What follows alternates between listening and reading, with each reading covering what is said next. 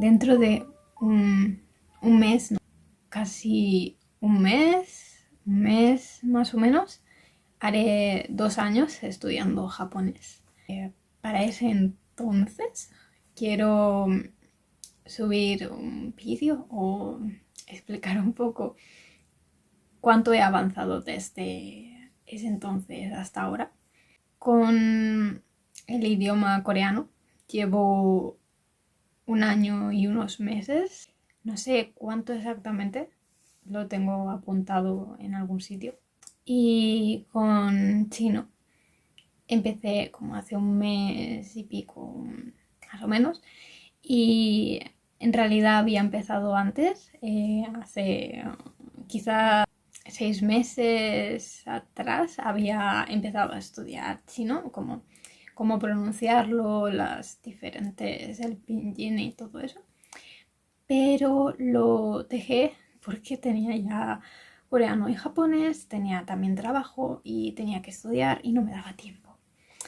Así que sí, por ahora hablo español, inglés y puedo tener conversaciones básicas en japonés y coreano. No quiero correr mucho con el chino porque la pronunciación creo que es muy importante y en realidad en ninguno de los idiomas que estoy aprendiendo le he dado una importancia a la pronunciación. Y ahora estoy sufriendo mucho con el inglés y con el coreano también sufro bastante porque la pronunciación del coreano es más diferente a la del español, entonces digamos que la del japonés se parece más. Entonces sí, creo que es importante darle un tiempo a la pronunciación y a leer, pero yo no lo hice y creo que es un consejo que voy a dar ahora como alguien que ya lleva 3 idiomas aprendidos y va por el cuarto y no piensa cometer el mismo error. Sí. Mucha gente me ha preguntado de dónde saco los libros y creo que es algo que se pregunta en general en todas partes. Todos queremos aprender un idioma gratis o por lo menos que no sea caro aprenderlo. Yo busco los libros que recomienda la gente o busco directamente en internet ay, que voy a hablar en inglés. Simplemente en blogs o sí, gente que estudia idiomas, busco qué libros recomiendan y a veces puedes encontrar un listado de libros para empezar a aprender. En el caso de que empiece un idioma, normalmente lo empiezo con una aplicación, con vídeos, algo así. No empiezo directamente con un libro porque quiero saber si realmente me gusta el idioma. Mi lista de reproducción que tengo en YouTube me la han preguntado antes, me la han preguntado también, que la pase o la ponga pública. No creo que eso sea bueno porque puedo hacerlo, ¿no? No es un problema, pero creo que cada uno debería hacer su propio lista, igual que yo hago mis propios, es como tus apuntes. Ah, yo tengo mis propios apuntes y sé cómo entenderme. No es lo mismo lo que yo estudio que lo que quizás tú vayas a estudiar. Y tampoco será el mismo orden. Los vídeos que yo voy poniendo son por orden de lo que yo voy aprendiendo, entonces aprendo algo de gramática y a continuación lo busco en YouTube y busco varios vídeos que expliquen lo mismo y al final guardo el vídeo que más me ha gustado como lo han explicado y así de vez en cuando me veo toda la lista de reproducción y puedo recordar toda la gramática. Eso es una de las cosas que hago y que creo que me ha ayudado mucho a avanzar. Y es una manera de no necesitar un profesor, aunque también yo siendo profesora de español, creo que siempre es necesario hasta cierto punto tener un profesor. Tengo profesor de japonés y de coreano, pero de chino no. Empecé a aprender chino yo sola. Después sí que estuve con una chica como 20 clases y ya está. 20 horas. Pero sí, estuve con una chica china para que me ayudara a la pronunciación sobre todo, porque maneras de hablar y de... Creo que es importante tener a alguien nativo que te diga si lo estás haciendo bien o no, sobre todo al inicio, que no sabes realmente si estás empezando por dónde debes empezar. Entonces sí, yo sí que empecé con una profesora o una chica china para que me guiara un poco para dónde tenía que ir y después ya continúo por mi cuenta. Más adelante, si tengo gramática o cosas que tenga dudas, también cogería una clase o reservaría una clase con otro profesor o con la misma chica. Creo que un vídeo no puede sustituir un profesor. Eso sí lo pienso. Y una vez que llegas a cierto nivel, es necesario hablar. Y si no tienes a nadie con quien hablar, también es un poco... existen aplicaciones para hablar con nativos, pero no siempre hay buenas experiencias con esas aplicaciones. Por ejemplo, Tandem.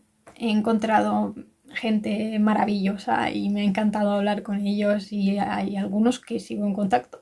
Pero después puedes encontrar gente que no es tan agradable o que no es tan precisamente para aprender idiomas. La aplicación intentan evitar al máximo esas cosas, pero siempre hay. Y también puede pasar que quizás la otra persona quiera aprender tu idioma y tú quieras aprender el suyo y nunca vayáis a tener como algo fijo, como 50-50.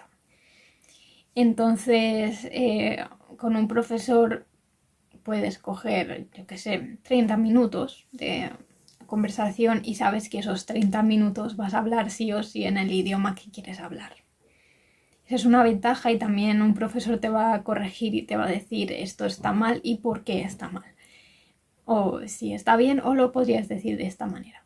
¿Cómo organizo mis libretas? Tengo muchas libretas, muchas.